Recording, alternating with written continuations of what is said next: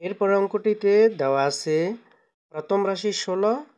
তৃতীয় রাশি 49। এর মধ্যে আমরা মধ্য রাশি নির্ণয় করব। তাহলে আমরা লিখতে পারি, আমরা জানি মধ্য রাশি সমান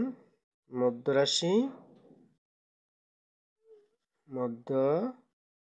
রাশি হোল স্কয়ার সমান মধ্য রাশি হোল স্কয়ার সমান একম রাশি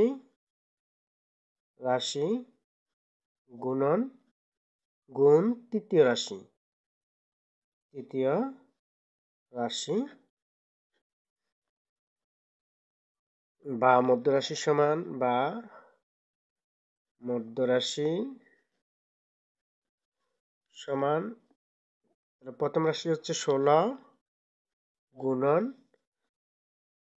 49,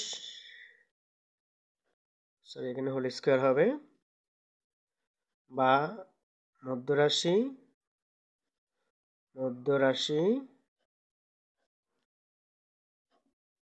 হোল স্কয়ার সমান সমান আমরা 16কে লিখতে পারি 4, 4 4 16, 4 স্কয়ার লিখতে পারি 4 স্কয়ার গুণন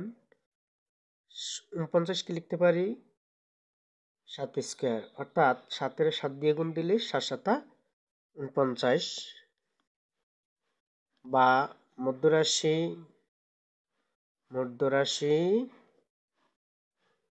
সমান সমান লিখতে পারি হোল স্কয়ার যখন এই পাশে চলে আসবে হয়ে যাবে রুট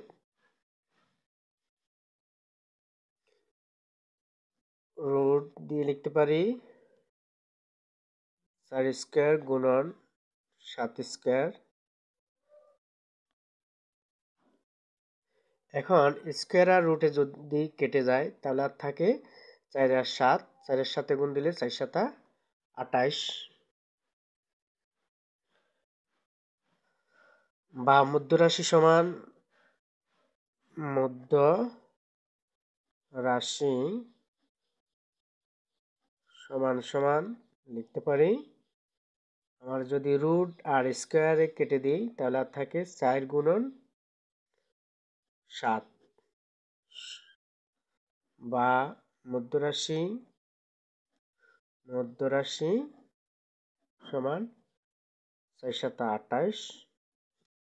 তাহলে আমাদের মধ্য রাশিটি বের হচ্ছে 28। এখন আমরা সমানুপাতটি লিখতে পারি, সুতরাং সমানুপাত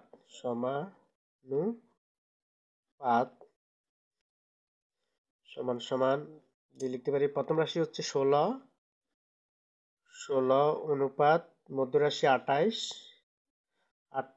সমানুপাত, আমরা আবার মধ্য রাশি লিখব 28, এরপরে হচ্ছে 49 অনুপাত 49।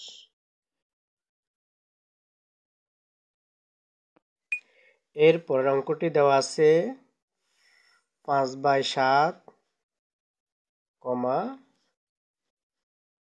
1 সমস্ত 2 ভাগের 5